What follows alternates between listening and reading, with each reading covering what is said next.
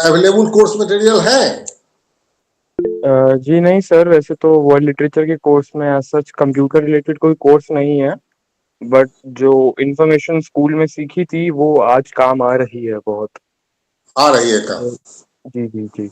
वाह, very good.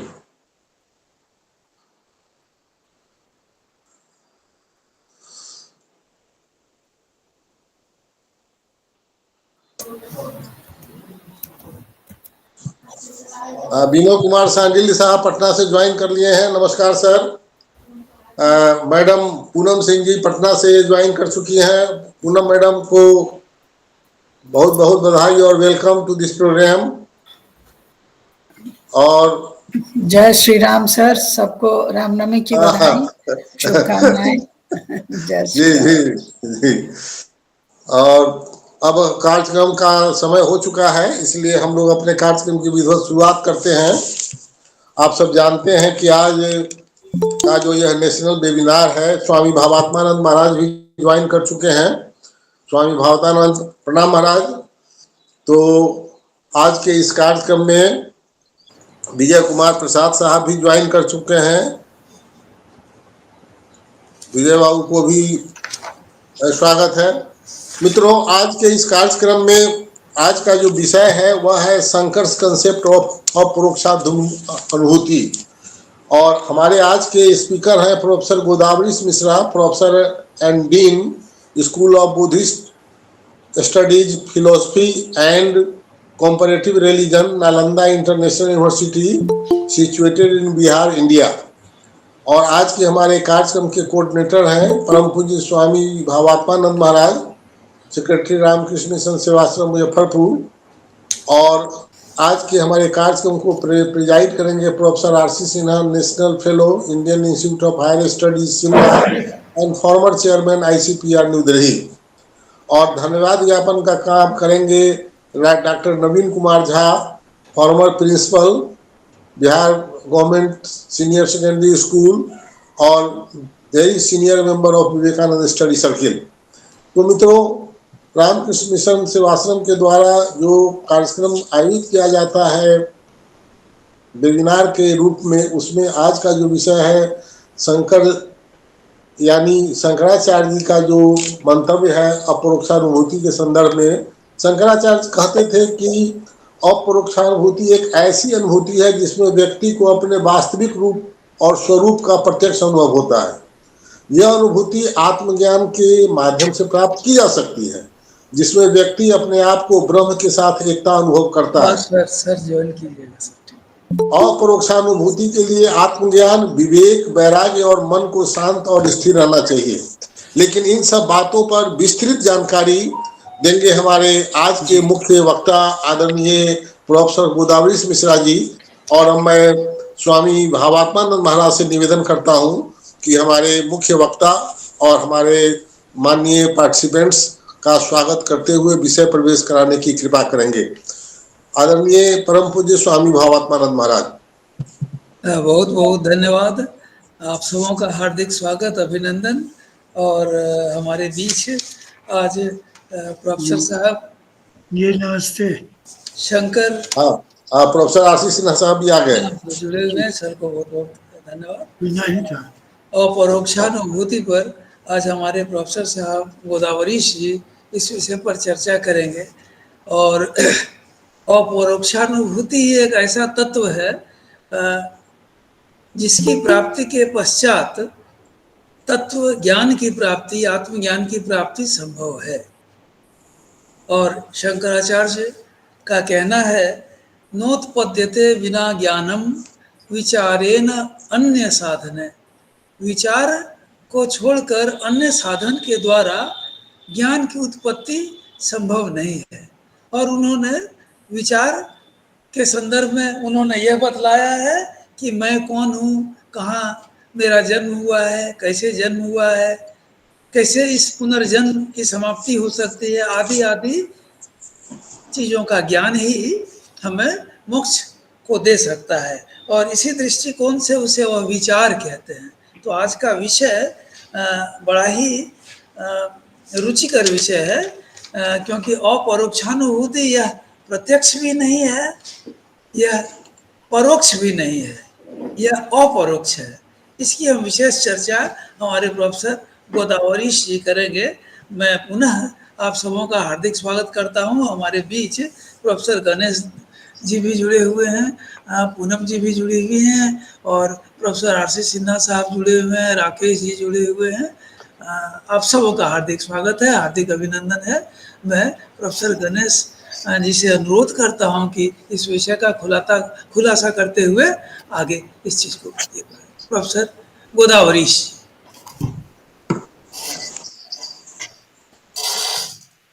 So, Om Sri Rama Rama Rameti Rame Rame Manorame Sahasra Nama Tulyam Rama Nama Varanane Iswaro Gururatmeti Murti Bheda Vibhagine Vyomabhat Vyapta Dehaya Dakshina Murtaye Namaha Shankaram Shankaracharyam Keshavam Vadarayanam Sutra Bhashyakutu Vande Bhagavantu Swamiji Madam Anand Singh ji, Professor Das, Narayan Singh ji, Dr. Jha ji, all those who have assembled here in this great day, Ramanavami, Ramanavami, to be part of this great center is run by Swami Bhavatmananda ji Maharaj, who is doing immense service to mankind, not only by being offering so much of services on behalf of the tradition that has been going on so smoothly from the time of Sri Ramakrishna, but also distributing self-knowledge that which will take care of the man with and without things.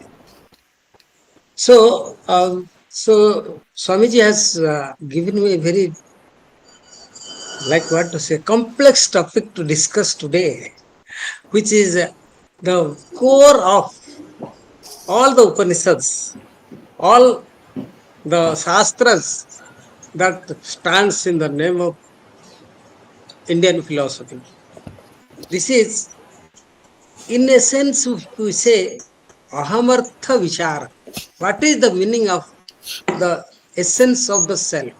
What is that I that is that permeates everything? So I will start with the epistemology. I'll speak for about 45 minutes to 1 hour because the topic is so vast. It is not possible to bring everything in one go because so many things have been written on this topic. And I remember my PhD thesis was on this, a text called Anubhuti Prakasa, which was written by Swami Vidyaranya, who established Vijayanagara kingdom. Like after Kautilya, who established Maurya Empire. It is Vidyaranya who established Vijayanagara Empire, and he was like Kautilya, a multifaceted personality who wrote so much about so much on so many things.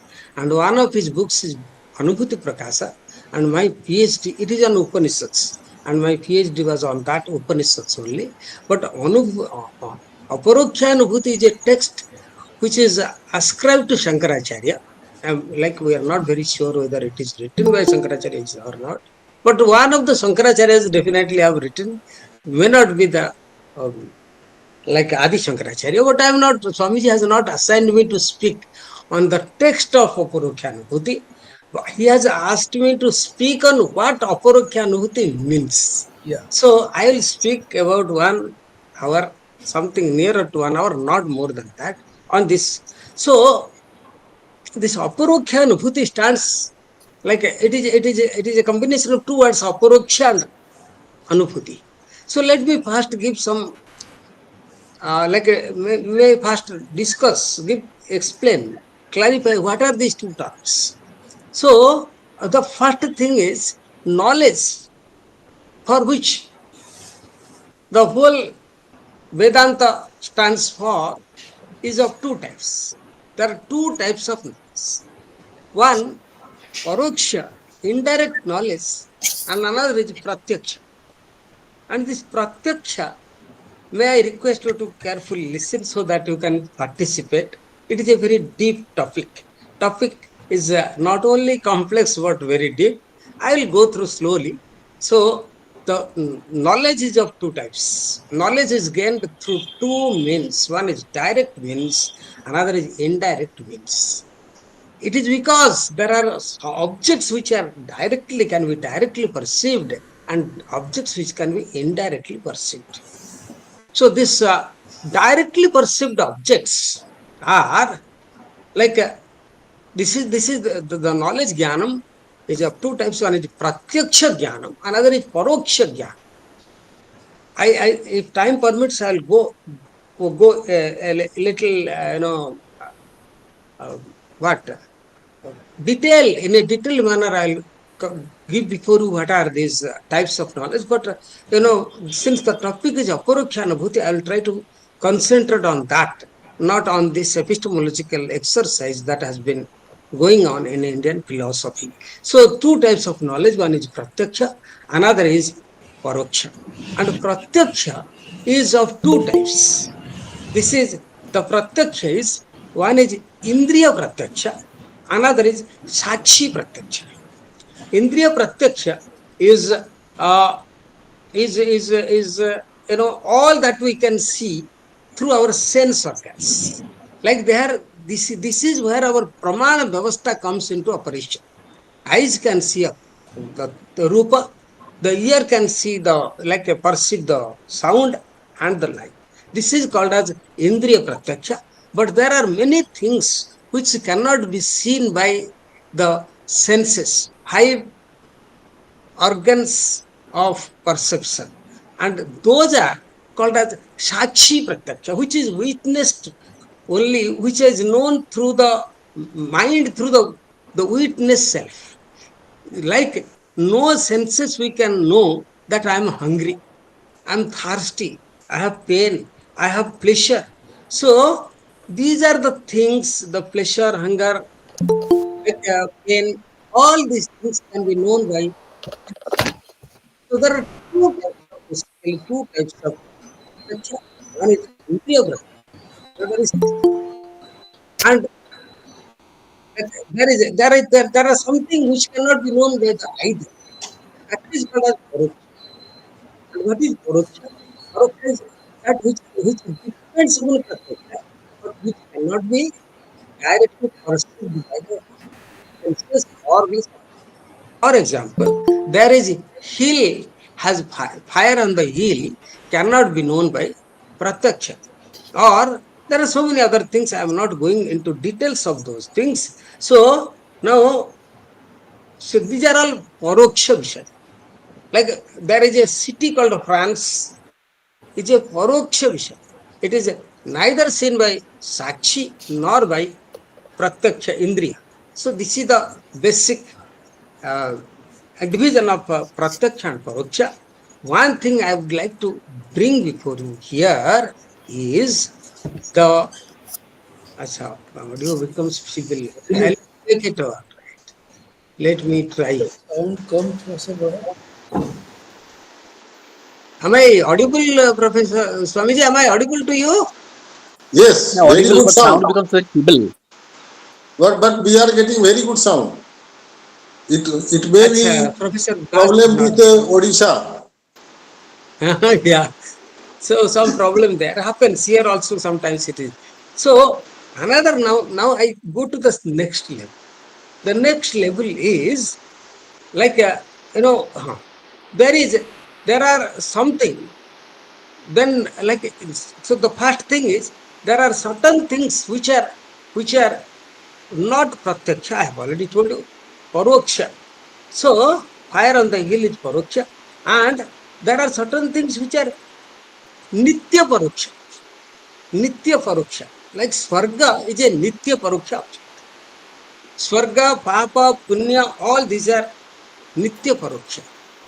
And there are certain parokshas which can be accessible through other means of knowledge.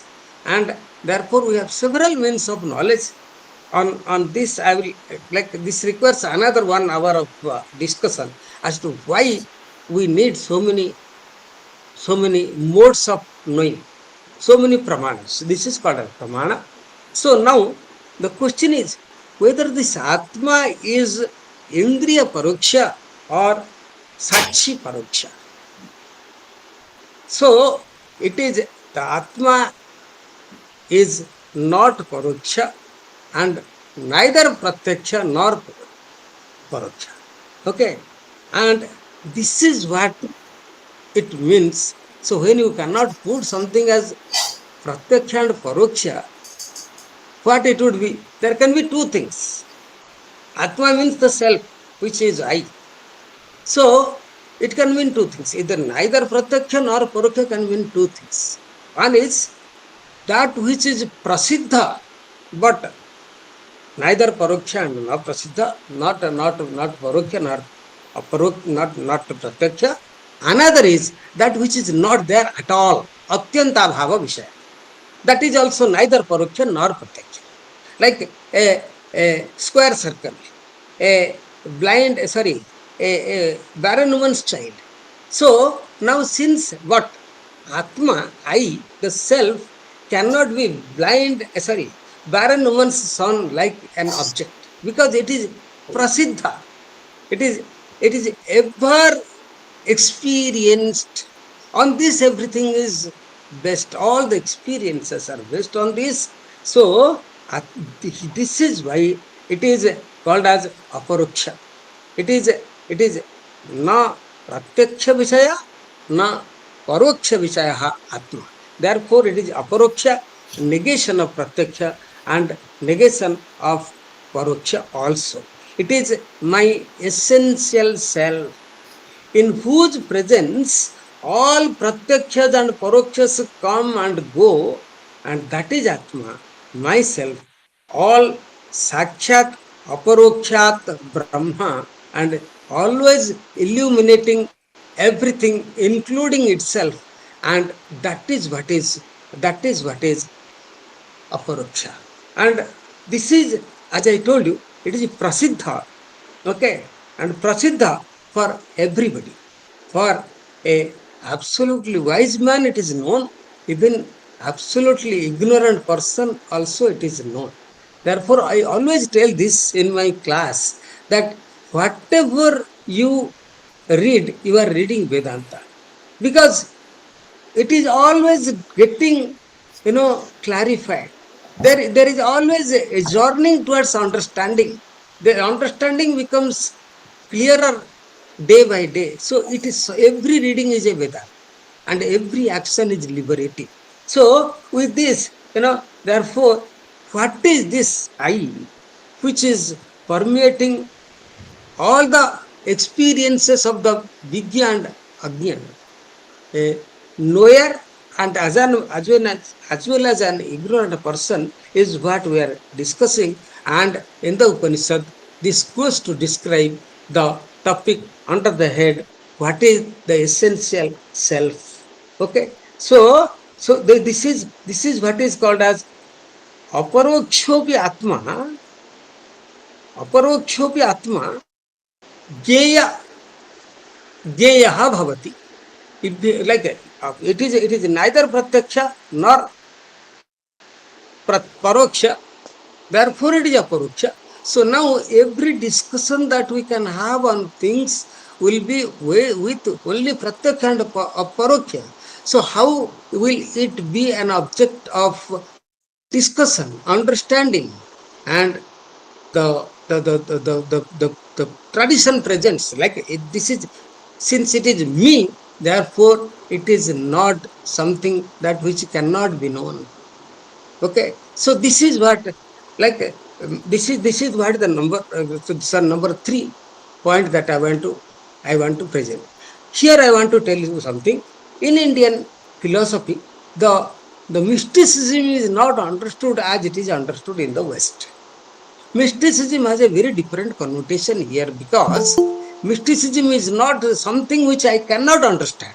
If I give some effort, if I try, it becomes understandable because it is on me. I am talking. Therefore, Advaitic mysticism is not it is a contradiction in term. Because all that you are going to talk is yourself. How can it be mysticism? Okay, so with this, so aparokshopi atma, it is jnana visayo. So it becomes the object of knowledge and is jnana yogya. So, but one thing I wanted to tell you, it cannot be known swarupato na jnayate. It cannot be known as the things of the world are known. The known, as I have told you, all the pratyaksha vishaya or the pratyaksha, indriya pratyaksha or sakshi pratyaksha or paroksha vishaya. And paroksha vishayas are what?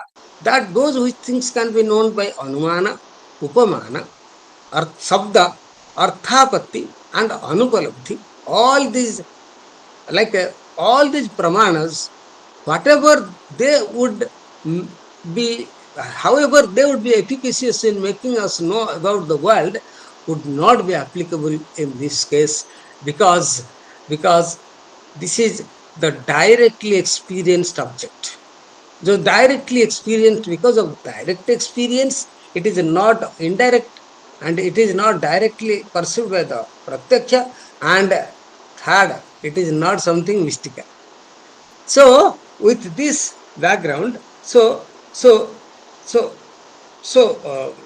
so one more thing I wanted to tell you, how it is the object of knowledge for a vigya and agya, for a agya, for an ignorant man. Atma becomes it is the knowledge of Atma is there in a very general way, common sense way. He takes body as Atma. Body is also Atma. Everything is like the mind is Atma. Mind is also Atma. Therefore, I always tell Swamiji that Brahma Satyam Jagan Mithya is as correct as Brahma Satyam Jagat Satyam. Because when we say that there is the rope is snake. So this is a snake, the rope is a snake. The snake perception on the rope is true as long as we see it, and as the rope snake is true. Let me clarify it again.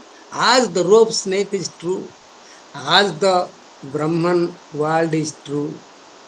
Therefore, Brahma Satyam, Jagat Brahma Rupena Satyam.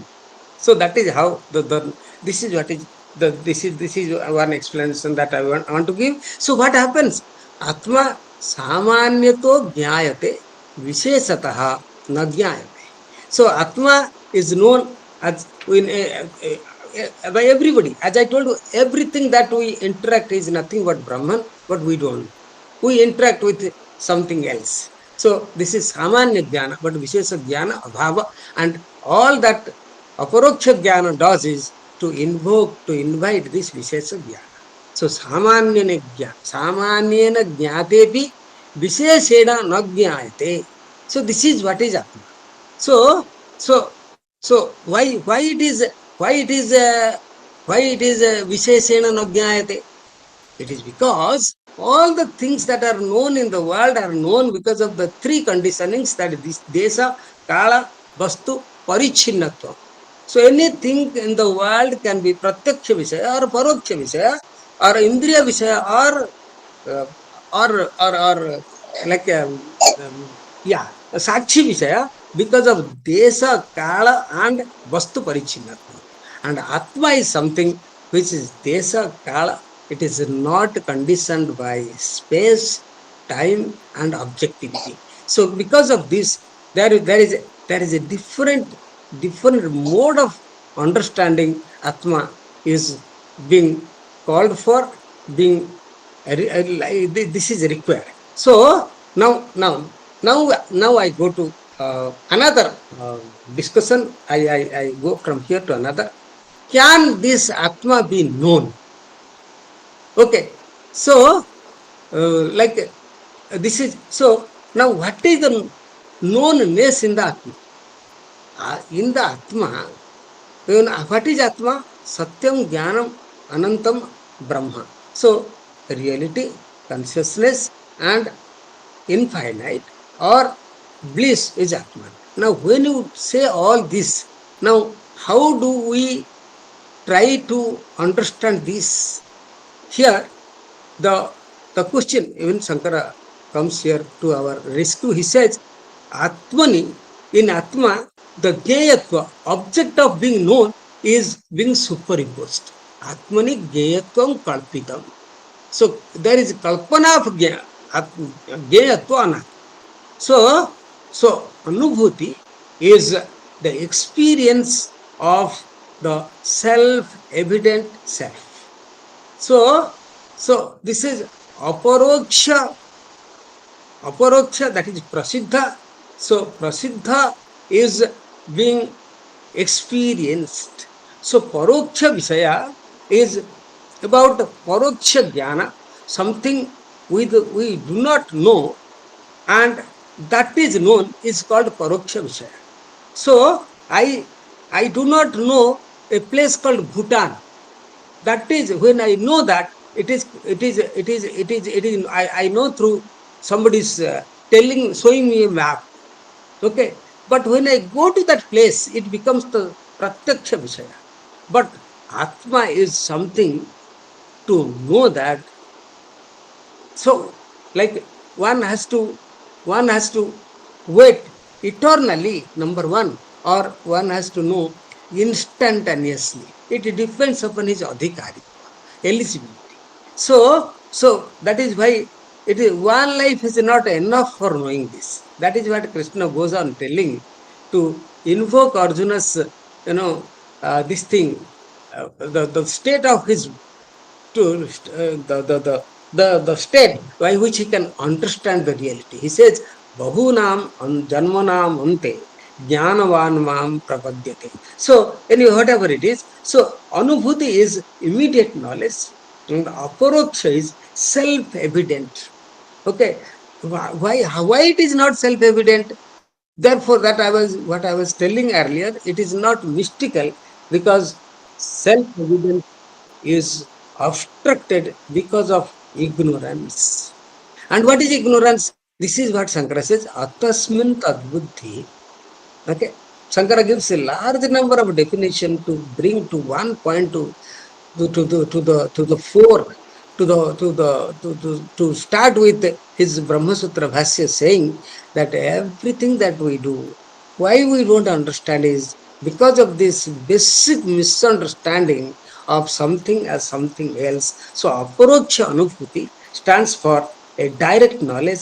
And now this direct knowledge, if it is direct knowledge, then direct knowledge of what? The direct knowledge of Brahman. Okay, Shankara explains that Aparoksha Jnana can make it possible for samsari jiva to get proper understanding by which he will be liberated. I have told you already that it is only because of misunderstanding this Aparoksha Jnana is obstructed. So Aparoksha Jnana means, in some sense, freedom from samsara, consisting of three things, raga, soka, and moha.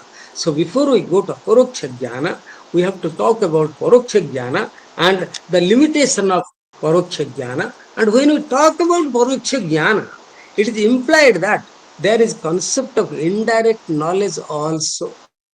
Hence, part 2 we will discuss about indirect knowledge before taking up the main topic of direct knowledge. Suppose someone talks about a fruit called dragon fruit, which is nowadays available in the market.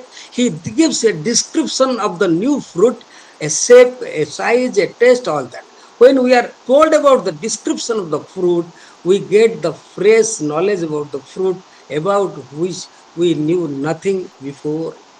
Even a wax model of that fruit may be shown for easy understanding. The knowledge so gained, is called indirect knowledge for the reason that we have not experienced such a thing earlier. We have not experienced that fruit earlier. Or we have neither seen or tasted the fruit. The indirect knowledge we have gained through description becomes direct once we see the taste of the fruit in question. So now, the other words, we experience the fruit as such through an experience, and this experience is called direct knowledge. Let us technically analyze indirect and direct knowledge so that we know the subtle difference between the two.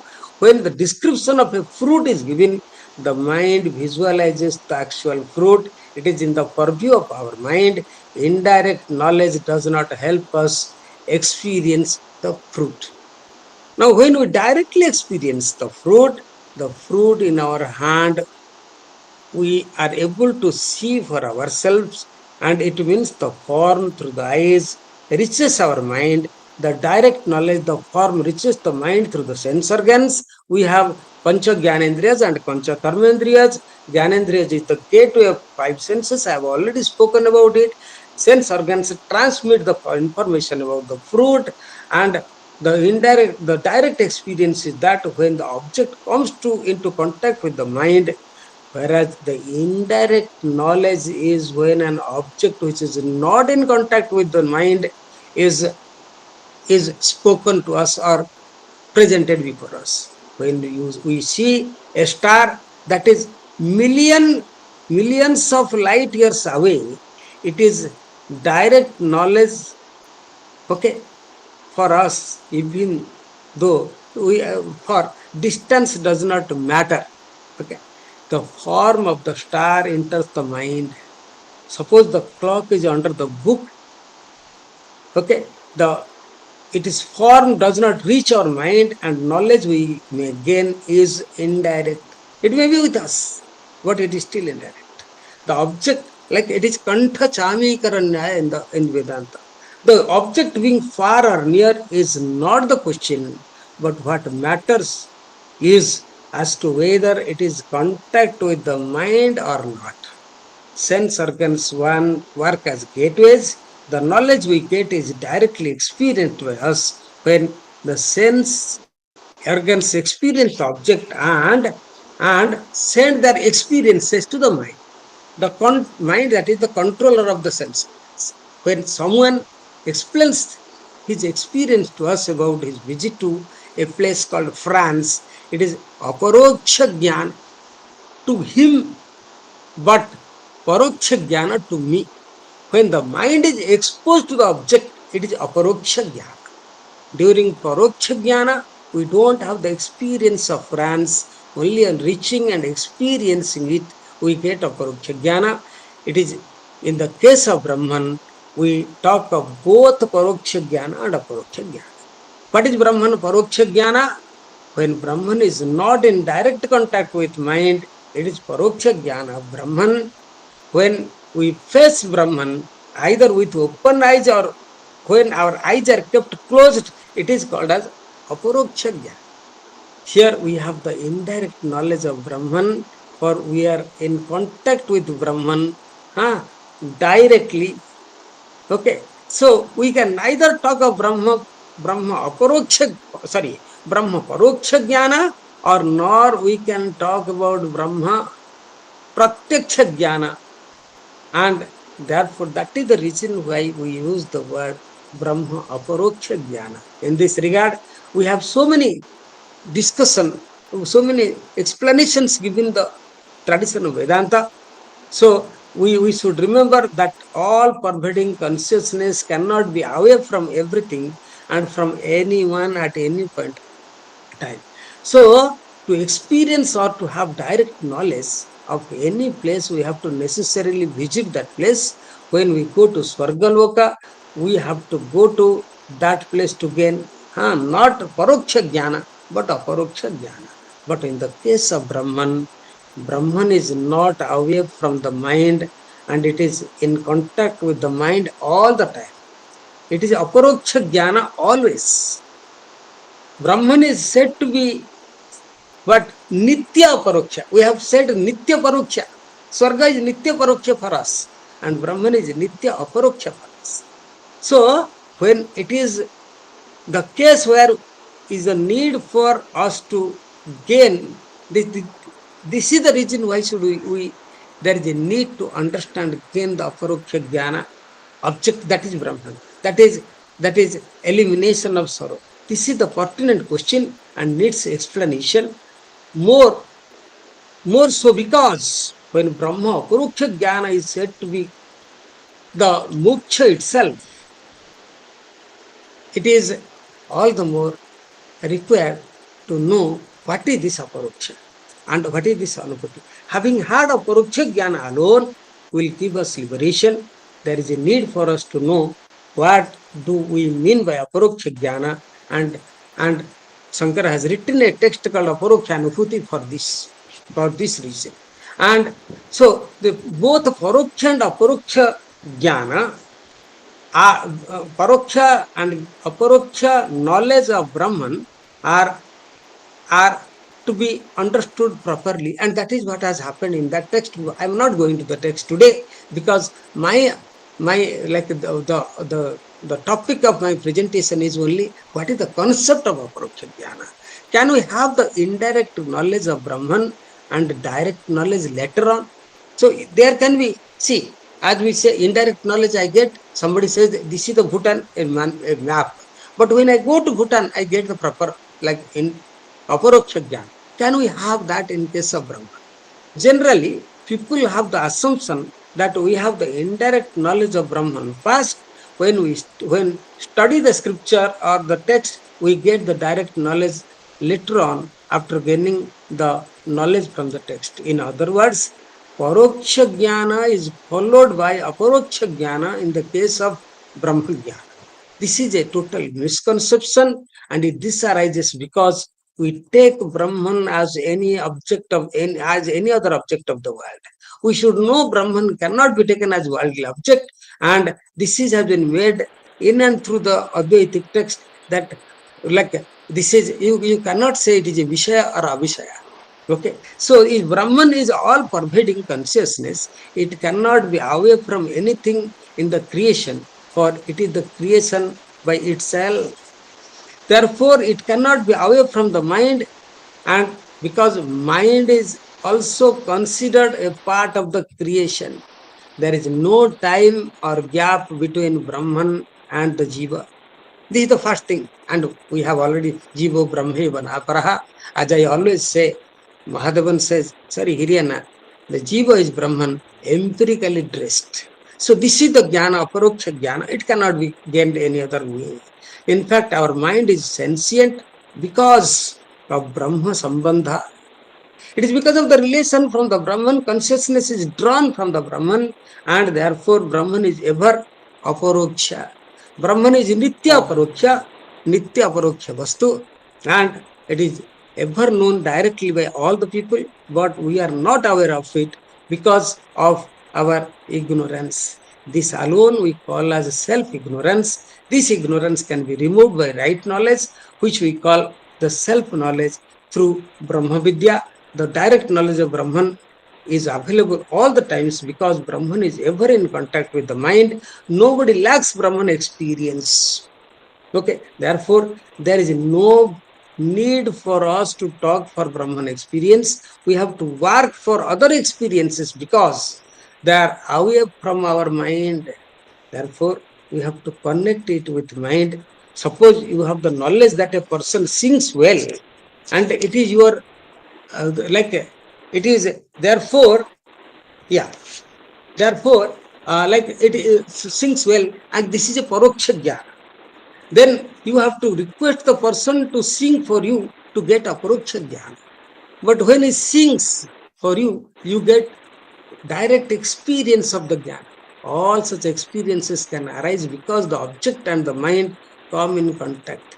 You cannot expect Brahman experience to arrive in this manner. There cannot be like you don't know and it comes to you because it on this only this operation starts. If anyone says that he had Brahman knowledge yesterday and a Brahman experience yesterday, it can be taken as an innocent, incorrect statement. if anybody says he had he had not had Brahman experience, we can take that he does not have Brahman experience.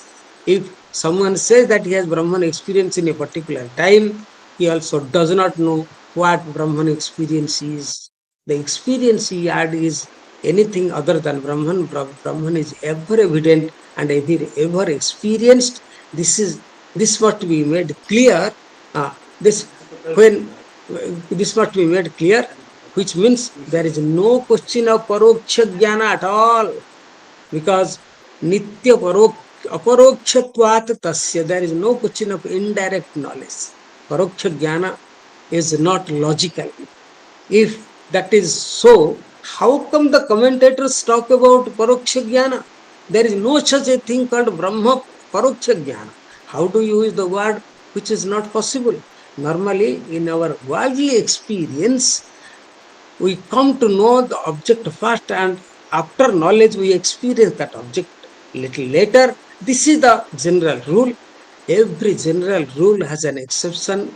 When there is a red signal, every vehicle has to stop, but this does not apply for the big, like ambulance or president's car. So that is how there is an exception case where we experience a thing first, then the knowledge comes later. In such cases, the order of experience is first, knowledge is later. Sometimes we experience and knowledge comes later. We do have exceptional cases where experience is there, experience there without knowledge, and when experience is there without knowledge, we need to have a teacher to tell about that knowledge. For example, when a person standing in front of you is introduced as Mr. Johnson, you don't get a new experience. The introduction puts an end to the curiosity or waiting or an expectation of that particular person as to who he is. So is the case in case of Brahma Anubhava. We experience it all the at all time, and in fact, because of Brahman alone, we are conscious of everything. For Brahman is nothing but experience, existence, and bliss. What is needed is an introduction, the ever evident awareness which we say as aham is ever evident consciousness, and that consciousness alone is Brahman. Don't wait for Brahman. Therefore, aparoksha jnana of Brahman is not a new experience but a new knowledge. It is not a new experience. The new knowledge is that ever evident you are Brahman. This is what conveyed by Upanishad when it says Tattvamasi. It is a new knowledge that alone is called Aparokshanubhuti. And that is why, that is why Advaita says, what is Brahma? Abadhita, Anadhigata, Vishayakam Jnanam Brahma. That which is not sublated and that which is a new knowledge. This is a new knowledge. So a new knowledge that so far I was thinking myself with so many things, and today I am freed from all these things. An introduction, the subject Brahman is known, a lot of doubts will arise. You are told that you are not the body, you are not the mind, but your consciousness, which is not the body, which is not the mind, etc. It is existence, consciousness, all pervading principle, which is different from the body, which is different from the mind and intellect. Just as the light is not the part of the book in front of you, but it pervades, because of which book is seen. Similarly, Brahman is everywhere, but it is not taking part in any of the activities that is going on. Similarly, conscious is not a part of the body. Consciousness is not a property, not a product of the substance, and consciousness is an independent entity which pervades and which gives life in as an independent entity, and it pervades and enlivens all, and existence extends beyond names and forms, and consciousness will survive even after the things are no more. even after the person dies, I am the consciousness which pervades the body, which survives everything, like that are that are perceived or that are not perceived. So that is why this is what is aparoksha jnana. And in order to talk about aparoksha jnana, I will take another 10 minutes. A lot of exercises have been done. Upanishad has very vociferous in talking about this aparoksha jnana, what it is all about. I will give you before you one particular Upanishad which deals with this particular topic in a very profound way, and that is Brihadaranyaka Upanishad, where there is a discussion between Janaka and Yajnavalkya. Janaka asks Yajnavalkya by taking, because not having that much time to spare for Janaka, he took a promise from him as to he will answer the question as and when it is required for him. Right. Kim Jyoti. So I was talking to Swamiji that we shall have a discussion, a symposium on this particular topic, and what is illumination. And Janaka to test Yajnavalkya to test Janaka's knowledge, he says, this is Yajnavalkya, Aditya Jyotihi iti samrat iti hovacha. He says the Surya is the source of illumination. Then Janaka asks, Astamite Surya, when sun is set, Kim Jyoti, what is the light? Then he says, Chandramaeva Jyotir Bhavati Samrat. Chandrama. Astamite Surya Aditya. Astamite Chandramasi. Then he says, Agni Devasya Jyotir Bhavati. He goes on describing, and the discussion goes on. Astamite Aditya, Kim Jyotirevayam Purusha, Chandramayasya Jyotir Bhavati. So then he goes on discussing about this. And then at last he says, like Astamite, he goes on, like Astamite Aditya, Astamite Chandramasu, Santo Agni, Sante Agno, Bhagevasya Jyotir Bhavati. Words become the illuminating factor. Because all these things are not there. You can speak somebody and make him understand things. So then when he says that Santayam Vachi, then Yajnavalkya says, Atmi Vasya Jyotir Bhavati Samrat. The self becomes the source of illumination. And the question is, the Katama Atmeti, he's telling what is the Atma. Here the topic starts like, can we talk about this Atma? Then Yajnavalkya gives a definition, big definition, which is the definition of this particular concept called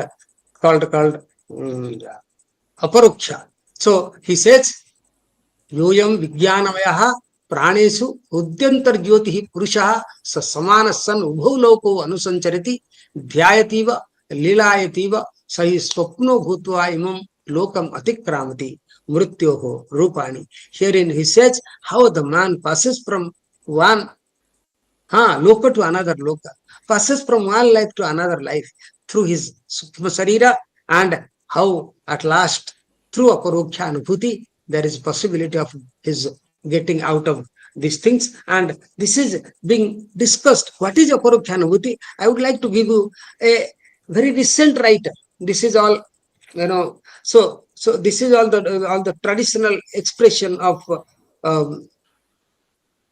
this concept of this aparoksha anubhuti. It is anubhuti which is important. It is aparokshatva of the anubhuti which is important. And the well-grounded explanation is given by a very recent writer on Advaita, who was a North Indian, all the times traveling across the river Ganga. His name is Nishchala Dasa, who lived like a poor, like a saint, sadhu, and begging the food and writing on bits of paper. Some people found out that paper.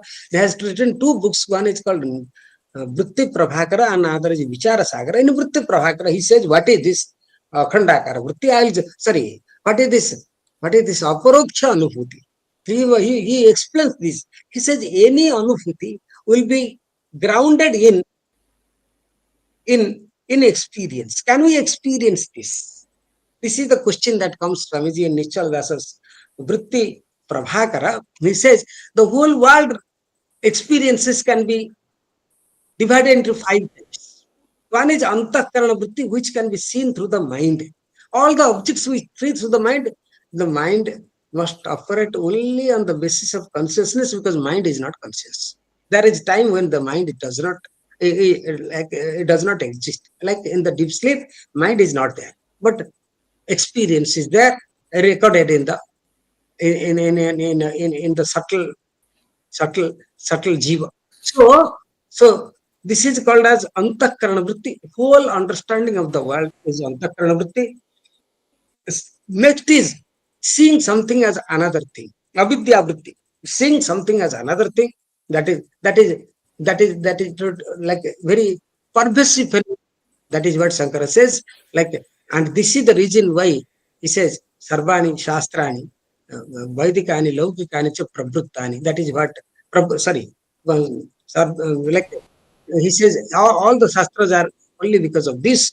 And so he goes to say the second is Avidya Vritti, that we work under the spell of avidya. First is antakarana vritti, second is avidya vritti. Without mind, nothing happens, according to him. The third is maya vritti.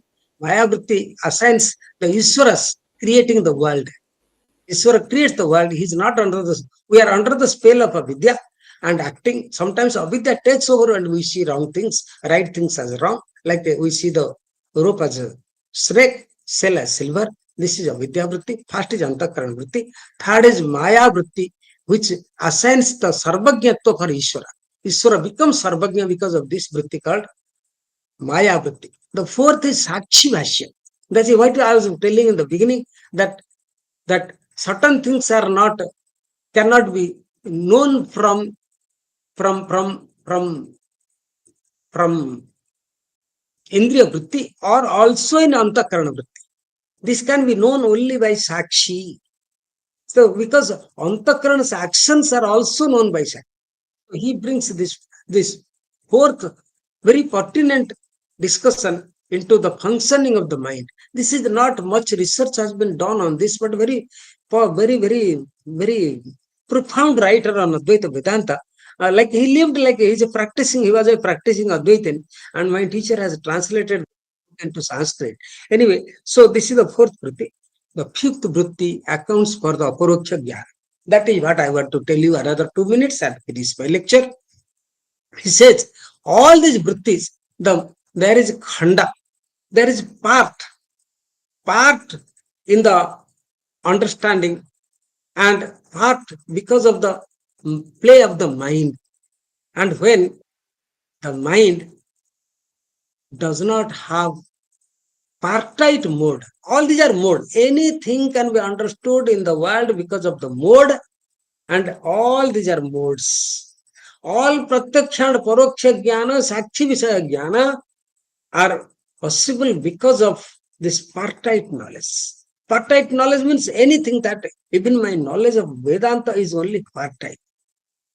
Akhandakara vritti jnana means when there is no khanda, when the mind expands itself to embrace the consciousness totally. There will be no khanda, there will be no part. So impartite knowledge is nothing but this aparoksha jnana.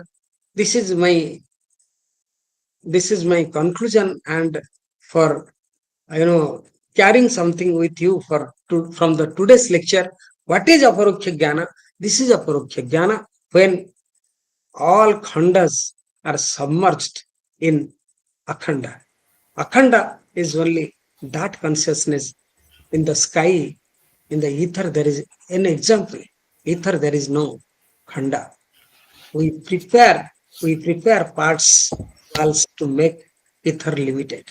So all four knowledges, all four varieties of cognitions, not knowledges. Cognitions, knowledge is one, like antakarana vritti, avidya vritti, maya vritti, sakshi are only limiting the unlimited, and to perceive that unlimited as what without any part. I think I'm making some sense to all of you. Is called as Akhandakara Vritti by Nishchala Dasa, and this Akhandakara Vritti, when it is seen, all the khandas become a part of it. And when that becomes a part of it, even the man is alive, he is active like for others' emancipation. He is not acting for, because this khanda is not there. He is acting only for the salvation of the those who are under the spell of this khanda vrittis. Khanda vrittis that which create raga, soka, and moha, and eventually the man is suffering. This is the essential teaching not only of the Upanishads, this is the essential teaching of the Buddha also. He goes to say that such a person can become a bodhisattva by what? Understanding that sunyata, understanding that everything is essenceless, everything is partless, that everything that which we are owning is nothing but a part of that akhanda, impartite, complete, holistic objectivity, not object, objectivity, vastu, and that will bring about a final liberation. This is a part of the discussion that which we wanted to tell before you. But this there is a lot more to talk about this. Some other, and what Shankara does is very, very, very, very. I'll complete another 2 minutes are there. Professor Singh will not like stop me to talk. Give another like a minute to talk about that. What Shankara says. I go with this prelude on Aparokshanubhuti. Like as I told you, it is the knowledge of the immediate. Okay. So what it is? Shankara says Aparokshanubhutirvai प्रोच्यते मोक्ष सिद्धये सद्भिरेव प्रयत्नेन वीक्षणीया मुहुर्मुहुः. And he's telling this knowledge is aparoksha anubhuti, and what it is for, he gives the list as to who is eligible for this, what is the subject matter of this book, and what is the relation between the person who pursues and the subject matter, and what is the result. This is called as Anubandha Chatushtaya. In Aparoksha Anubhuti, he gives all these things he discusses. He says, Aparoksha Anubhuti irvai Rochate moksha siddhaye sadbhireva prayatnena vikshaniya muhur mohu. It is not something which can be gained, achieved, or obtained just like that. A lot of exercise is required for obtaining this, only with action. Not that we should give up action, with and without action. Such a state can be achieved, and it can be only achieved when it is taken properly, pursued carefully. Thank you very much for giving me this opportunity, Swamiji. I think I have made some sense to all of you. I don't know whether anything has been meaningfully presented. Other time I'll try to make it still clearer and understandable. Yeah. Thank you, Swamiji. Namaste. Namaste to everybody. Thank you very much. Thank you, sir, for a very good lecture. R K. Jha साहब पटना से उन्होंने hand raise किया हुआ है. R K. Jha साहब पटना से कुछ गोदावरी बाबू से उनको जिज्ञासा है.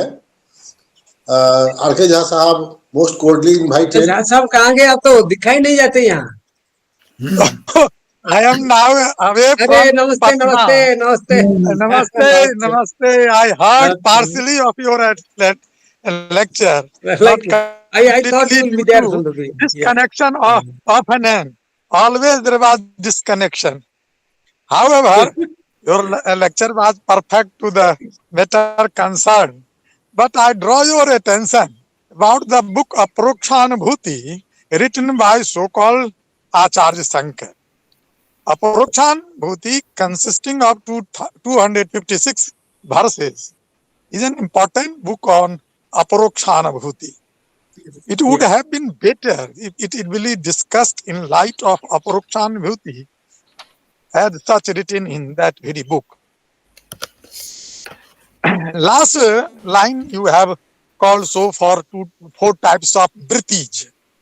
So उसमें the verse Aparokshanubhuti कुशला Brahma वार्तायाम वृत्तिहीना सुरागिना.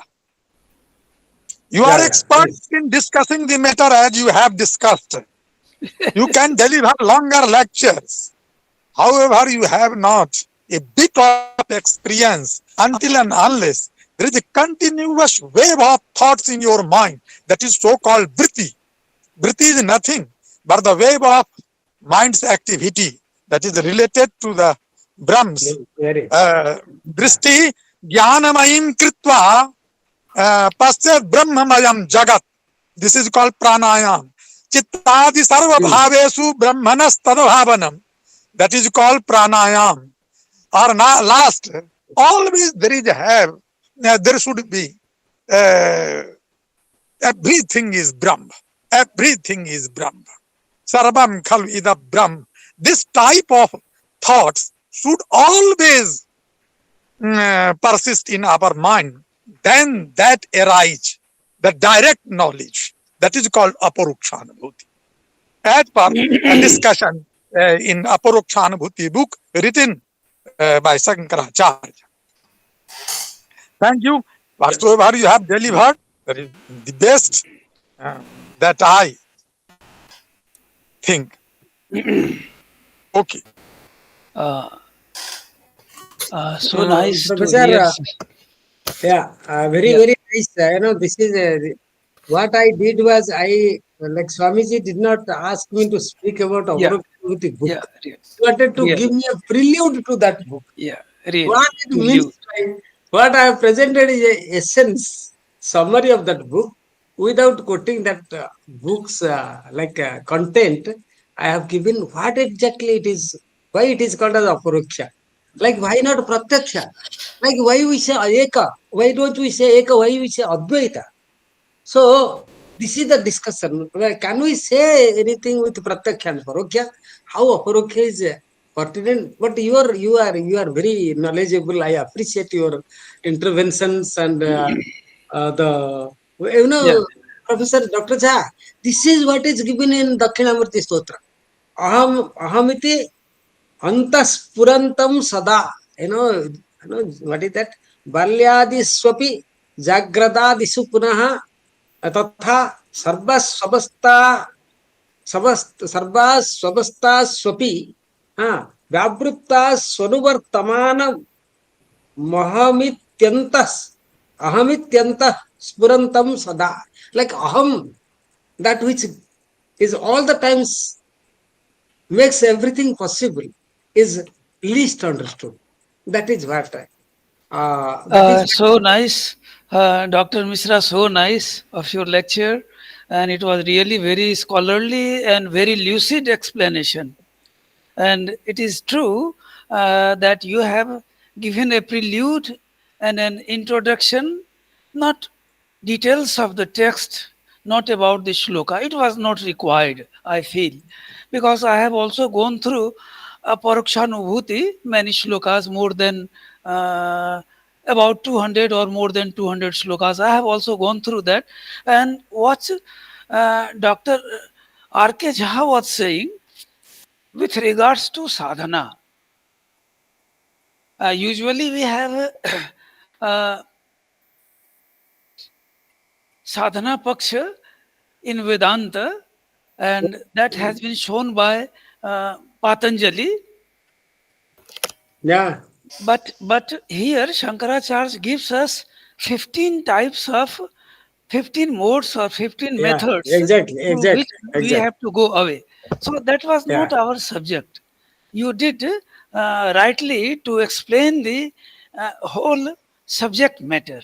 Just मैं आपके समक्ष आपने जो कहा उसे मैं ब्रीफ में 3-4 शब्दों में रखना चाहूंगा, 3-4 चीजों में. तो सर, आपने बहुत ही स्पष्ट रूप से पहले प्रत्यक्ष और परोक्ष ज्ञान की बात बतलाई, प्रत्यक्ष क्या है, परोक्ष क्या है। अवश्य आपने अप्रत्यक्ष शब्द का व्यवहार आपने नहीं किया, किंतु प्रत्यक्ष और परोक्ष का आपने व्यवहार किया। दूसरी बात आपने बतलाई, जो mysticism in India has a different connotation, और अद्वैत का ज्ञान को मिस्टिक नहीं कहा जाना चाहिए इन वन सेंस। दूसरी बात, इस संदर्भ में, इस दूसरी बात के संदर्भ में आपने यह भी बतलाया कि ब्रह्म सत्यम जगन मिथ्या यह कहा गया है, किंतु ब्रह्म सत्यम जगन सत्यम is the same truth, same way to explain the same ultimate reality. और यहाँ पर एक सेंटेंस में बतलाना चाहूँगा, रामकृष्ण देव के और एक शिष्य थे स्वामी तुरानंद। स्वामी तुरानंद जी ने भी अपने मृत्यु शैया पर यही कहा था, ब्रह्म सत्यम जगन सत्यम। उन्होंने भी इसी बात को कहा था, स्वामी तुरानंद ने, ब्रह्म भी सत्य है, जगत भी सत्य है। तो आपने जिस उद्देश्य से यह कहा था, जिस स्टेज पर यह पहुंच करके कहा जा सकता है, उसी स्टेज पर उन्होंने पहुंच करके यह बातें कही होंगी। तीसरी बात आपने यह बतलाया कि can this Atman be known, क्या इस आत्मा को जाना जा सकता है। तो आपने इसमें स्पष्ट बतलाया, जैसे कि प्रत्यक्ष और परोक्ष में हम जानते हैं ऑब्जेक्ट सब्जेक्ट के डिवीजन के द्वारा, we cannot know it through object subject division. This is not an object which can be known. और आपने उसके बहुत सारी व्याख्याएं दी, time space causation et cetera et cetera, उस चीज को। और इसमें आपने यह भी बतलाया कि जो सत्यम ज्ञानम अनंतम ब्रह्म आदि की भी अपनी व्याख्या की। तो इस आत्मा को अपरोक्ष अनुभूति के ही द्वारा जाना जा सकता है।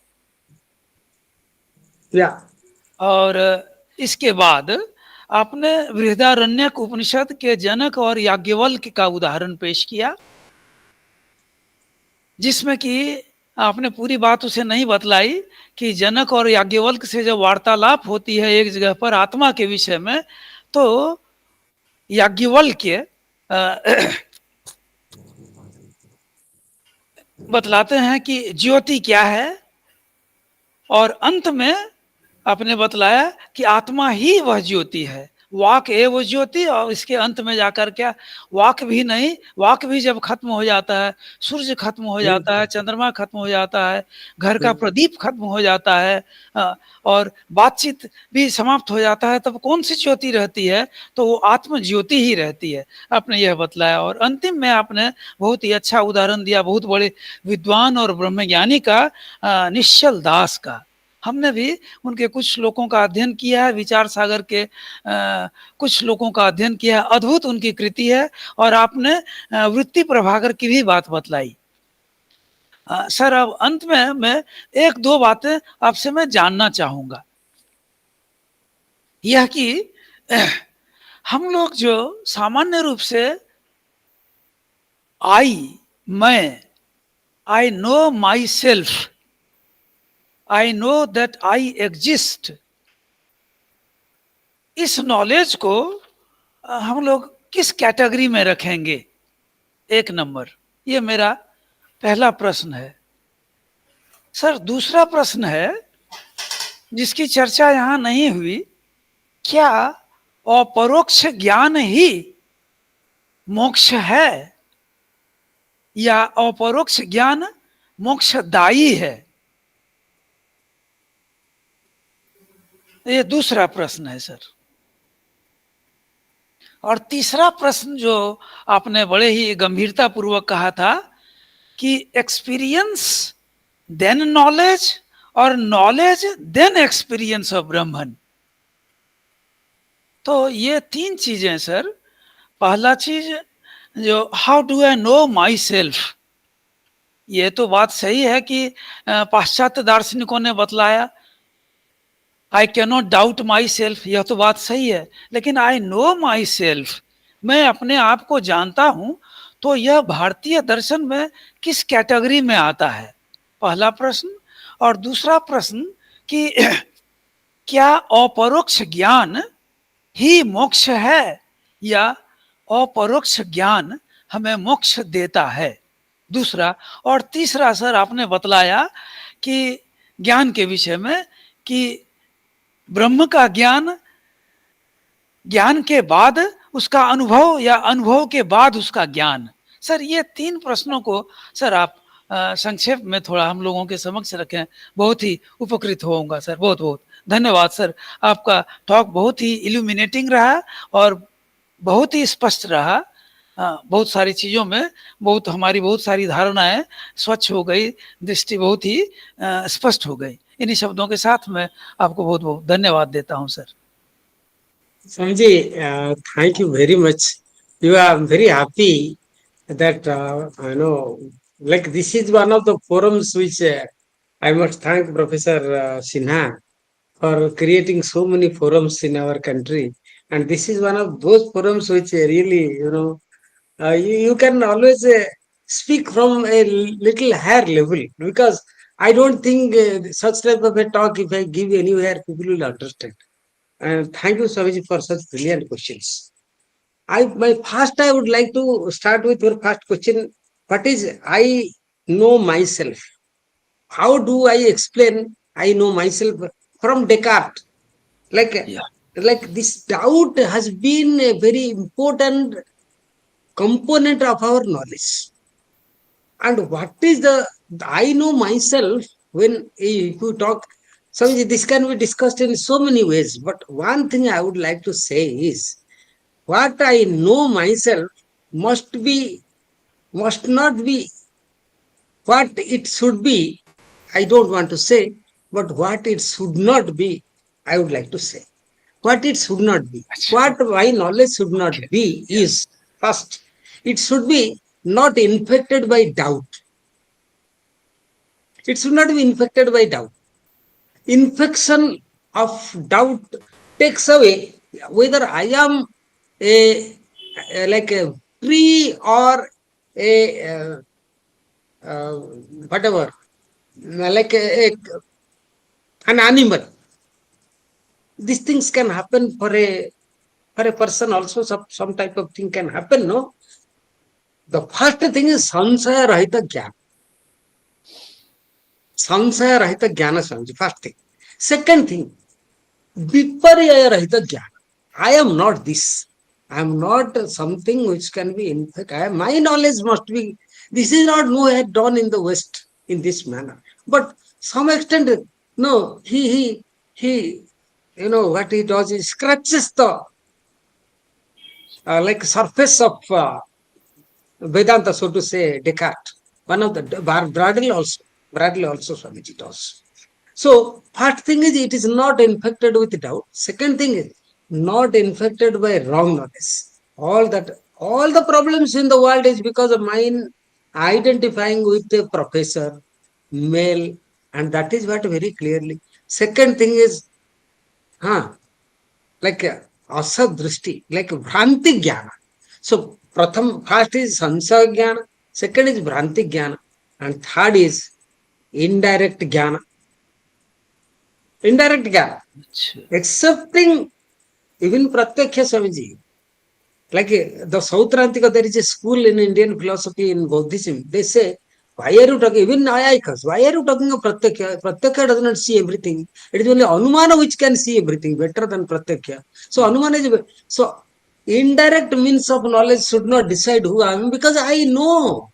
So what is that I should not be what I am.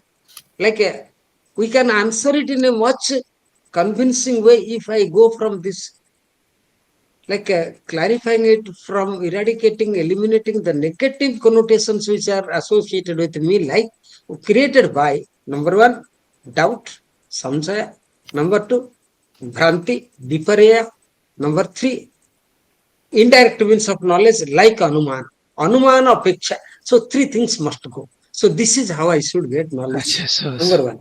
So Number nice. two, Swamiji. Number two, aparoksha jnana. Swamiji, This is a very important question you have raised, and this is this tradition is it. So what will Aparoksha Jnana do?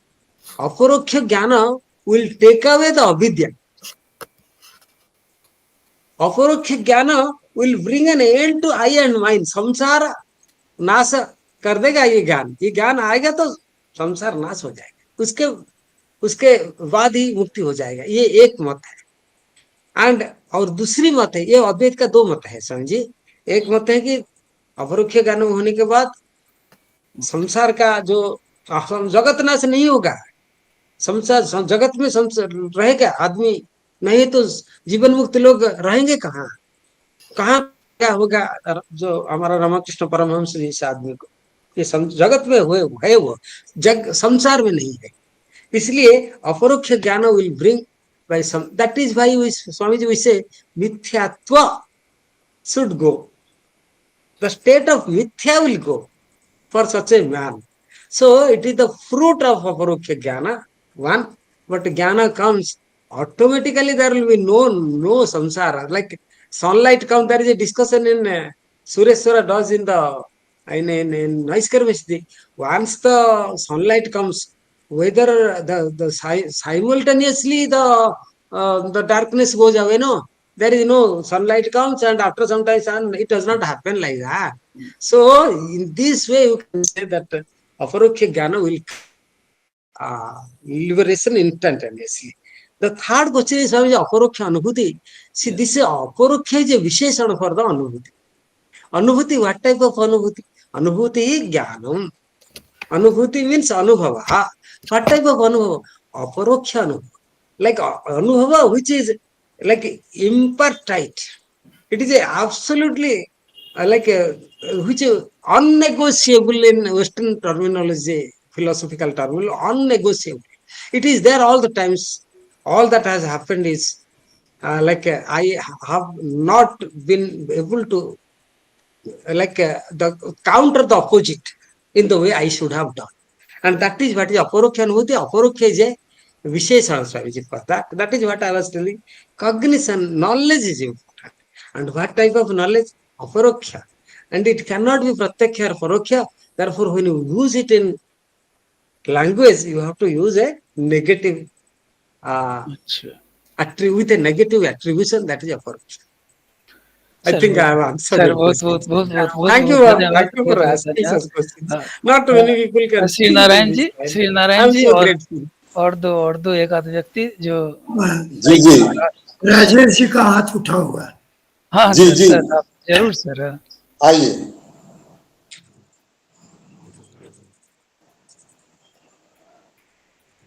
Rajesh ji. Rajesh ji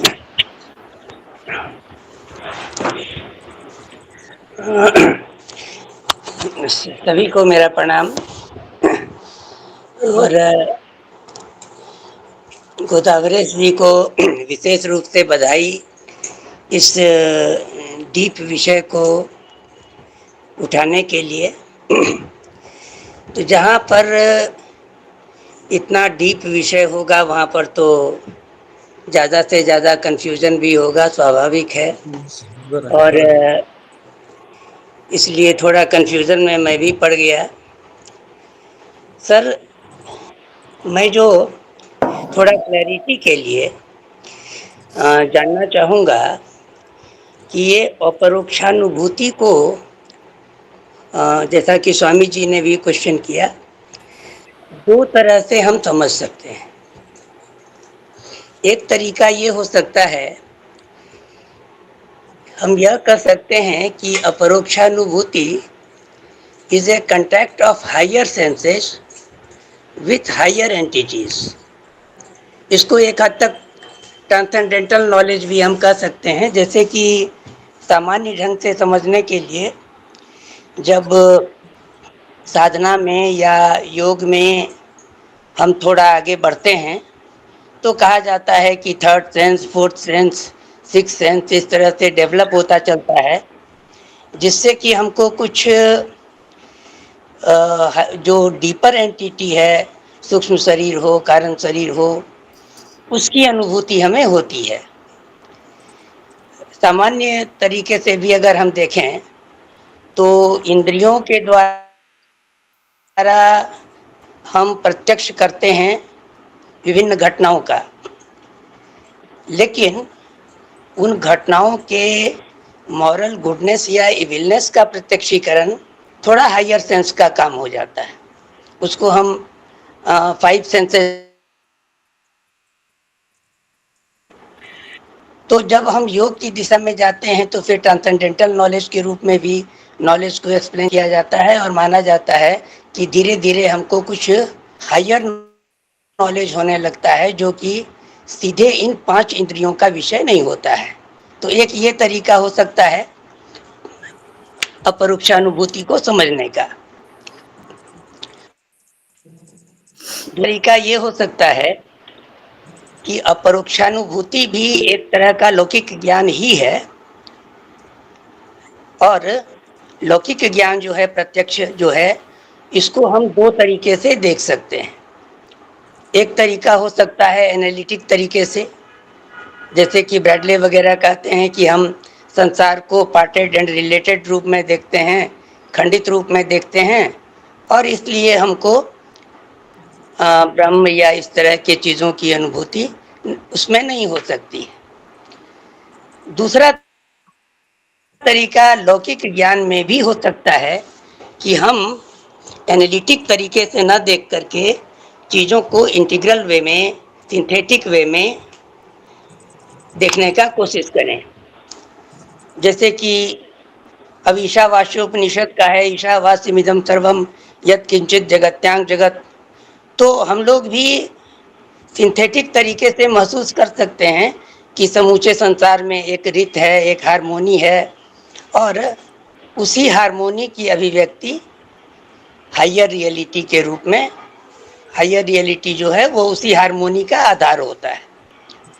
तो 2 तरीके से हम देख सकते हैं। या तो हम यह कह सकते हैं कि अपरोक्षानुभूति हायर सेंस के द्वारा हायर टाइप का अनुभूति है, और इस तरह से एक हद तक यह ट्रांस। और दूसरा तरीका यह हो सकता है कि हम कहें कि यह प्रत्यक्ष ही है या लेकिन अप्रोच डिफरेंट है। अप्रोच एनालिटिक नहीं हो करके, खंडित नहीं हो करके समग्रता वाला अप्रोच है।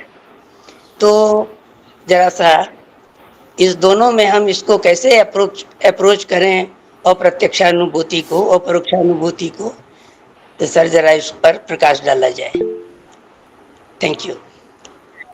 Oh, Mani, like I am very grateful to your question, Professor Singh. So brilliantly, you have articulated this question. Like, I'm really very happy to have this question from you. Like, like higher sense with a higher entity. You know, I think if we go essentially into what you want to mean, this is Advaita. Entity, like, but higher entity means there must be lower. High is another grade for higher. That high is not there in that. High is a part of the higher. Everything is a one vastu, and the sense and the entity are not different, because only the sense becomes the entity. That type of a, like, there is no see, one thing I wanted to tell you, it is not a type of idealism, it is not an absolutism, it is non-dualism. So in that way we have to see this higher entity would always bring us to something absolute. Some people say that Advaita is an absolutistic theory. It is not absolutistic, because absolute again will be a characteristic. It will not. It is not idealistic. It is not subjective idealism like Berkeley talks. Even Bradley's example that you gave. I would like, it is if you say that it is not subjective, it is objective, because world is a as you said, entity is a part of the sense. The part sense is there which can make the entity is part. It is the consciousness that is the like a trans sense, like a not sensual, like a state which transcends the senses. That type of therefore, in that way, like I would like to say Wittgenstein's language, if you permit, if Professor Das is there, the senses will go on a holiday. They are there, but they are no more there as senses. They see not that Jivanukta will not see the world as we see, he will see. But his attitude towards the things will not be the same. So, in that sense, it is his talking.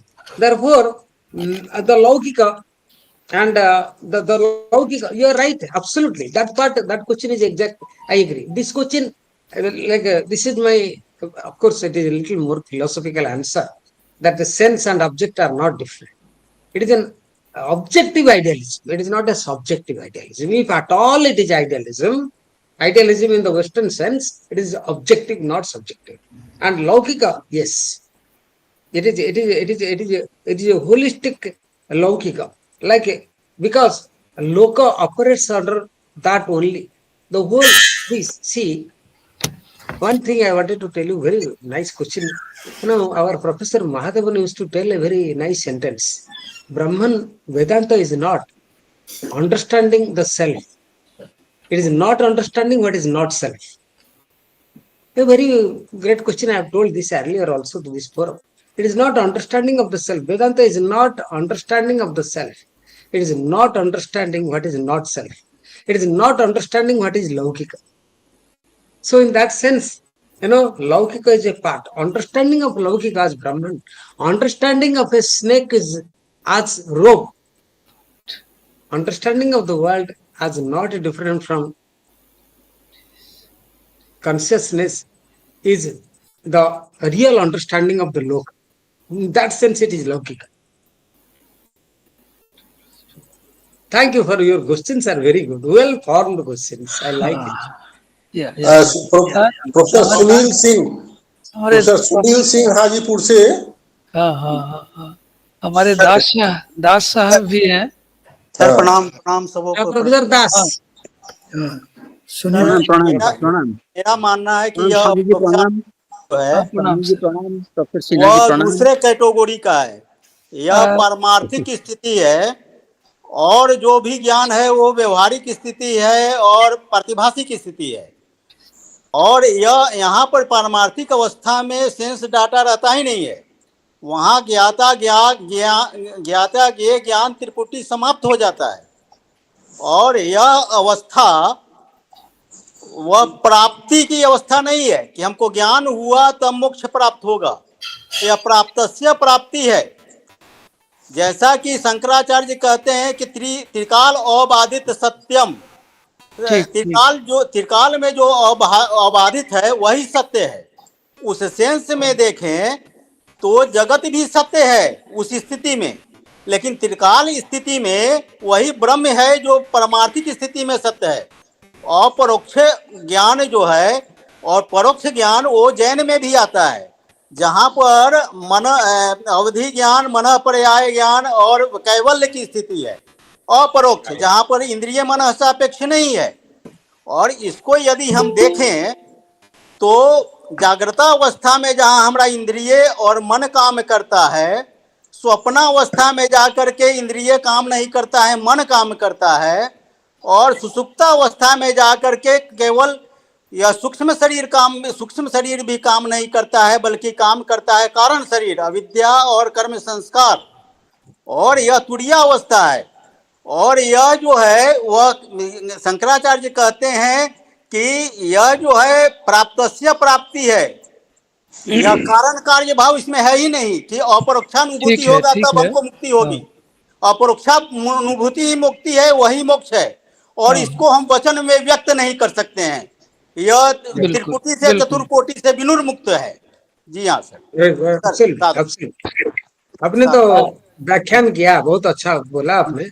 ये तो प्राप्त से प्राप्ति, इसके बारे में बहुत सारे चर्चा हुई है वेदांत, स्पेशली सुरेश्वराचार्य ने अभी कुछ दिन कर्म का व्यवस्था के बारे में बताते हैं। सुरेश्वर तो आपका जगह के है स्वामी जी, मिथिला हाँ का है वो, हाँ, इतनी सारे इनका बताया कर्म अप्रोच के बारे में, कर्म। मेटाफिजिकल, इनका हाँ सुनील जी, जी का अप्रोच मेटाफिजिकल है, और आपका पर्सपेक्टिव एपिस्टेमोलॉजिकल था, तो देयर इज या नथिंग लाइक नो नो, ये तो which is a matter professor of correct, very very well said, but always they to go together.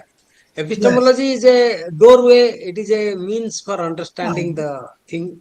But what बहुत Professor Sunil Singh was talking about is a what like a prapta se prapta. Prapta, when prapta comes, how like it is the essential ontological discussion of the status of the self.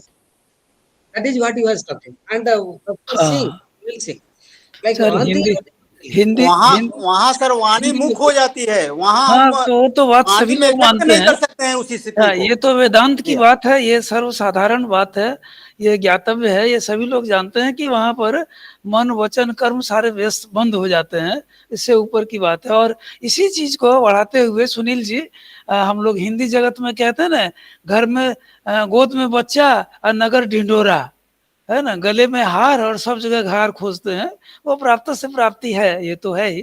अच्छा sir, मैं अभी अनुरोध करूंगा हमारे professor दास साहब यदि जुड़े हुए हो, गणेश जी, प्रोफेसर गणेश प्रसाद दास यस। सर। हाँ, प्रणाम प्रणाम प्रणाम सर, सुनी आप जी, अपना कुछ शब्द। हाँ प्रणाम प्रणाम प्रणाम। हाँ am I सर, audible? हाँ yes sir, yes, very much. I am very thankful to Professor Godavari Mishra for the brilliant lecture, and many things have been heaped in clarification and discussion. I would want to submit 4 or 5 things, 3 questions and 2 observations I present. Number 1, Godavari ji at one time said that Anubhuti is immediate knowledge. If Anubhuti is immediate knowledge, so what is Aparoksha Anubhuti? That is number 1. Number 2, how is Aparoksha Anubhuti different from Aparoksha Jnana? Then number 3, it is a linguistic question. slowly बताइए, slowly. So immediate knowledge. Number 3, let me finish. Number 3, what is the derivation of the word Anubhuti and what is the derivation of the Bhuti? Anu Another means one. after, Bhu existence, then Ti pratyay hai, I think. But what is the total thing? Okay, Anubhava. Anubhuti. derivation of the word. These are 3 things. And observations are, So Professor, first question is at the empirical knowledge. level, there is at the empirical level or the lower level a distinction between pratyaksha and paroksha. Aparoksha is a term of philosophical appraisal. It does not belong to the lower level.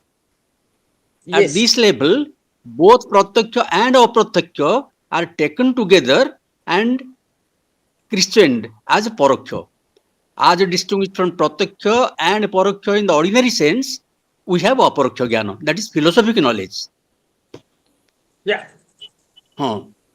Then number four, Professor Mishra said at one place that every general rule has an exception.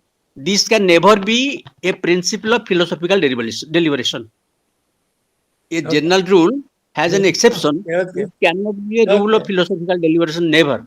Yeah, correct. Then number 6. Brahma Satya Jagan Mithya. Brahma Satya Jagan Mithya. One who has realized Brahman can only say that Jagat is Mithya. Otherwise, if one is at the empirical level, he would be at the level of empirical reality. Shankaracharya is very rightly placed different things differently. One is Pratibhashika Satta, the other is Vyavaharika Satta, the other is Paramarthika Satta. So there are 3 levels and 3 depths of reality. So one who is at the empirical level can never say that the ground under his feet does not exist. One who is at the transcendental level can only say that empirical reality has a lower level of reality. That is another thing. So Yeah, yeah, all yeah. these things. Thank you very much. Very good observations. I'll go from the last question, Professor Das. I'm thankful to you for Thank your brilliant questions as well as like interventions. This, the last question I'll go fast. Yeah. Last question is like a person who has gone to transcendental level alone can say that empirical level is a lower level, right? That is your question, na? Yes, yes. I would like to submit that there is no going for transcendental level in Advaita. It is That only no. the there is no journeying from empirical to trans-empirical. It is only the ununderstanding, chiseling of the ununderstanding which is required. All the That is the path. avidya That is the nasa, path. 1 minute, let me That is the finish. path. I have So, to understand my 1 minute, non-understanding. yeah, just let me say. Yeah, See, yeah. the Brahmajnana does not happen in the Turiya state or in the Susupti state or Swapna state. It happens only in the Jagrat state. Dharma Veda, this is what Patanjali says. That do you have to go to another state to like to say this is a lower state? No, it is in this state. Like I know you know about this. I don't have to tell you that No, I do not deny this. I do not deny this. because the understanding you don't have to see only the empirical state. So what all happens in empirical state is to ontologically deconstruct the things that we have been thinking, experiencing is happening. So among all the states that we are talking about, this is where Professor Misra also he has written about particular thing that a person's uh, climbing up to that state, he sees this. I have small Professor Ganeshwar Misra. There I is no like climbing. small difference of opinion Sir, about that. so we are There short is of no time. climbing. Those are Uh, empirical metaphors. Those are not I I philosophical request, concepts. sir, Yeah, yeah, exactly. I request Swami Bhagavanand Maharaj to to invite Professor R.C. Sinha अच्छा अच्छा अच्छा to हाँ deliver ठीक his है ठीक है एक minute ठीक दे है ठीक दीजिए है ना, ठीक मैं है थोड़ा हाँ, ठीक है प्रोफेसर थोड़ा सा इस चीज की चर्चा हो जाए उसके बाद से प्रोफेसर साहब गुजारिश भी कीजिए yeah the complete. discussion is very interesting so let us very hear yeah let just us hear yeah you know please I'm not getting into like semantics, हाँ but I sir want to emphasize the empirical state experiences than empirical state. That is all my purpose. In that way only I was presenting. Another one question I'll take. Your questions are so brilliant. I wish you write down and send it to me in a mail or in SMS so that we can work out. First question I want to say. Okay. That, immediate knowledge. Immediate, Professor, immediate means just not right in proximate. It is a proximate knowledge. All the times there. In that sense, it is immediate, but not mediate. Non-mediate knowledge. The paroksha jnana, it cannot be. Pratyaksha jnana, it cannot be. And no other word will support this.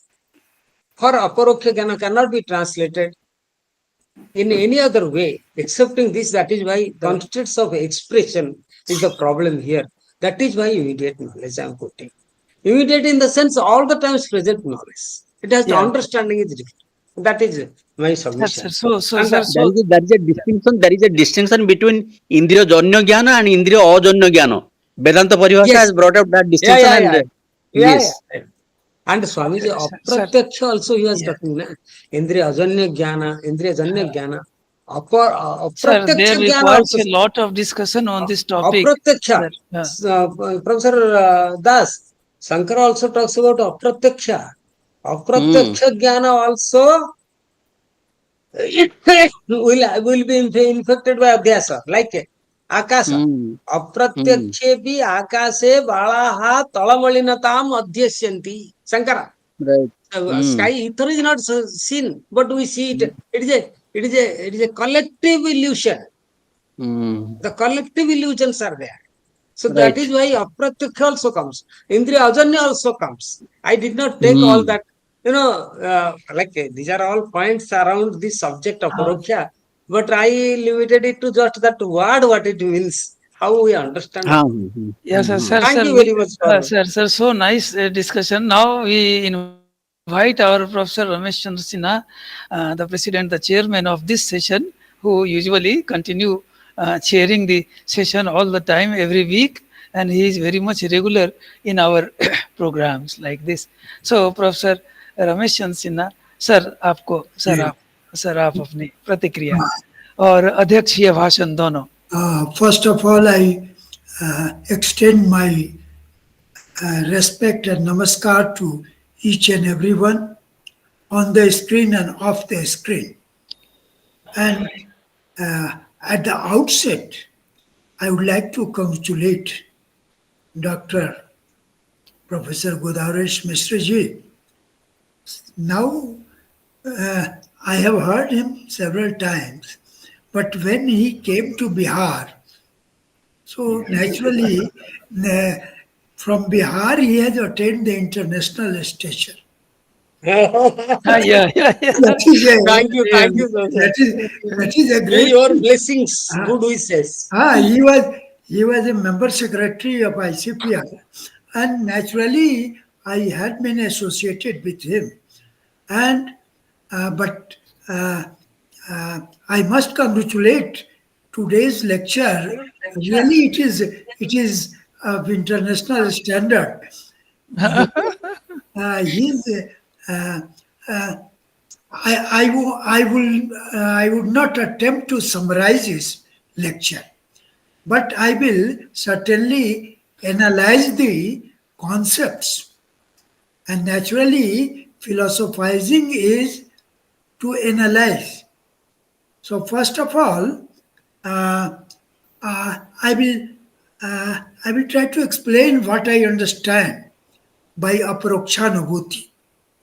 Naturally, as the term suggests, that it is direct, immediate experience, it is higher experience. So, direct experience, sense experience is also direct experience, but it has got its own limitations. Sense experience, I can experience something what is here where I live, but I cannot see from here the Taj Mahal because my senses have got their own limitations. And though Aparokshanubhuti and the sense experience, they both have immediacy, both are immediate, direct knowledge. But sense experience has got its own limitations. And rightly, Rajesh ji pointed out that Aparokshanubhuti is a transcendental one.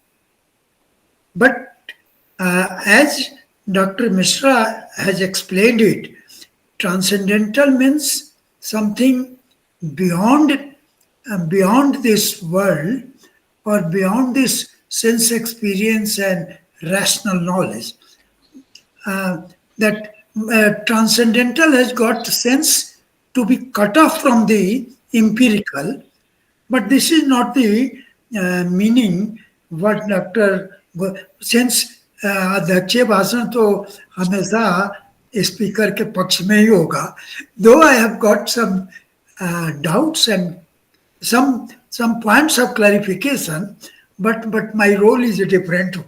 So Aparokshanubhuti and sense experience, one can understand Aparokshanubhuti only by distinguishing it from sense experience and the rational experience. As far as I understand that Aparokshanubhuti is not cut off from the sense experience on the rational experience. So here he has tried to make a distinction between mystical experience and the Aparokshanubhuti, uh, or the whatever the English terminology, but he has used the Aparokshanubhuti as it is. So in mystical experience, certainly we are cut off from the rational level. Then only it becomes mysterious. And Rudolf Otto, in the idea of the holy, has defined that this what is this mysticism. So mysticism, Aparokshanubhuti is certainly not a mystical experience, because it integrates sense experience and region, and then only it transcends. It is an integral experience. Aparokshanubhuti is an integral experience, and mystical experience is not integral, because it is cut off from the rational level. That's why Rudolf Otto calls it mysterious tremendum. This higher experience, though mystical experience is also a higher experience. Aparokshanubhuti, certainly, as mentioned, Swamiji has also mentioned, and Professor Godavarsh Mishra, that Shankar's writing on Aparokshanubhuti, the book, a small one and a bigger one, both I have seen.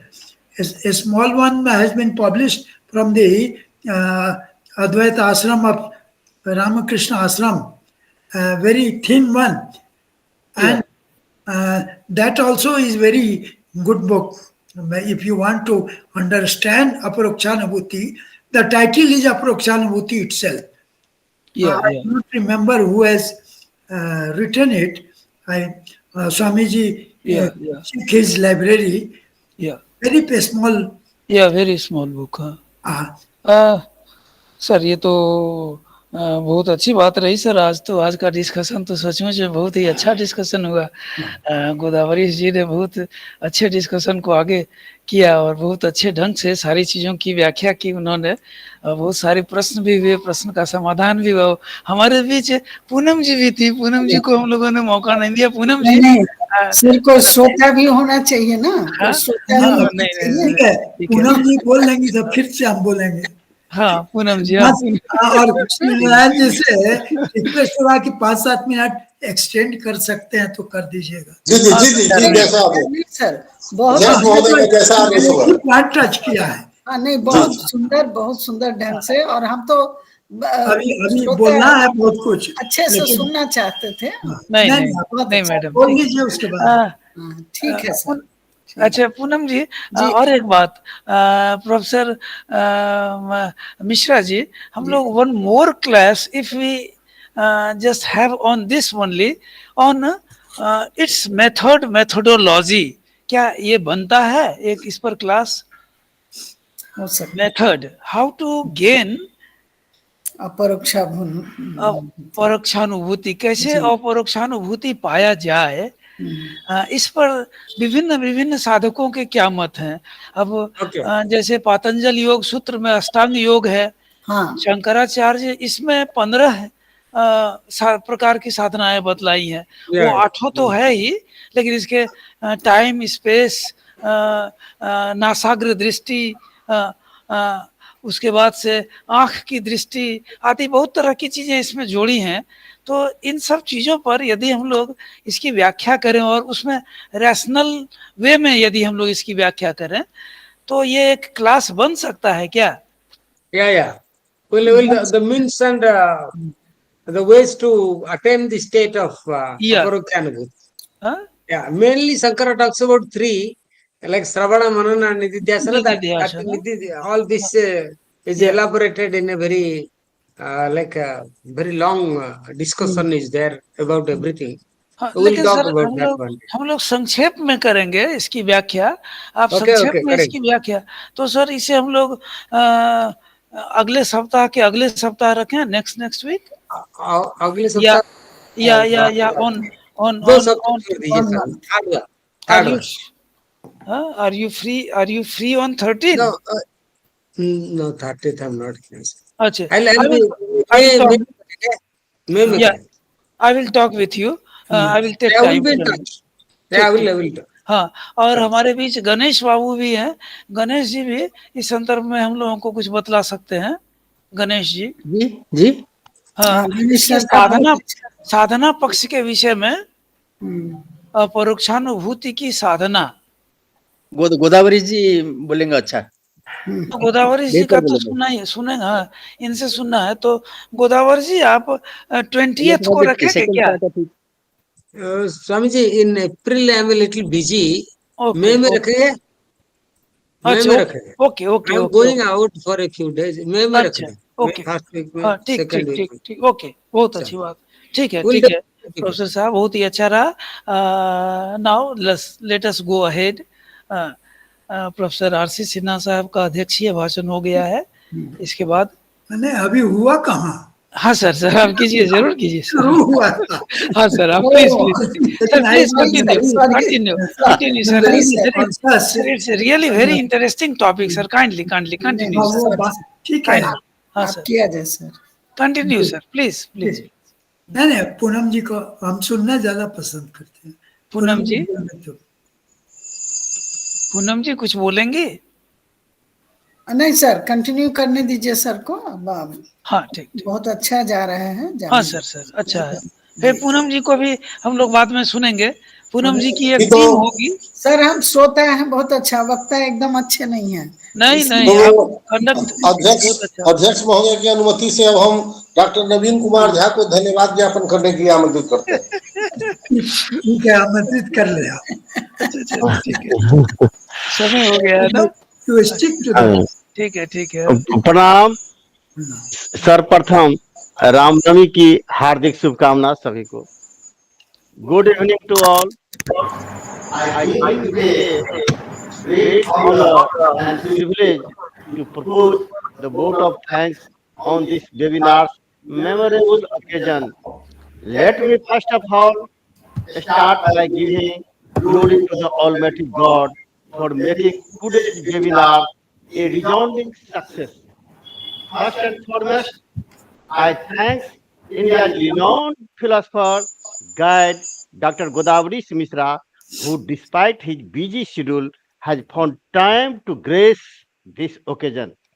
Your thoughts regarding Shankar's concept of Aparokshanubhuti truly inspired us.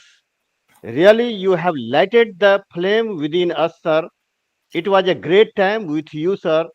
Your brilliant ideas and elegance of explanation of everything. I need to mention my deepest sense of appreciation. Explanation of proposed subject remain peerless, sir.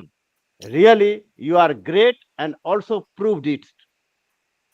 Webinar के सभाध्यक्ष, Indian Institute of advance studies Shimla के senior fellow तथा Indian council of philosophical research के पूर्व chairman तथा भारत के नामचीन चिंतक प्रोफेसर रमेश चंद्र सिन्हा साहब के आशीर्वचन के हमेशा हम ललायित रहते हैं सुनने को।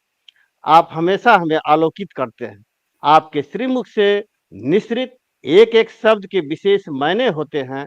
वेबिनार से जुड़े सारे सुधीजन निश्चय ही भाग्यवान हैं जिनको आपका दिग्दर्शन प्राप्त होता है।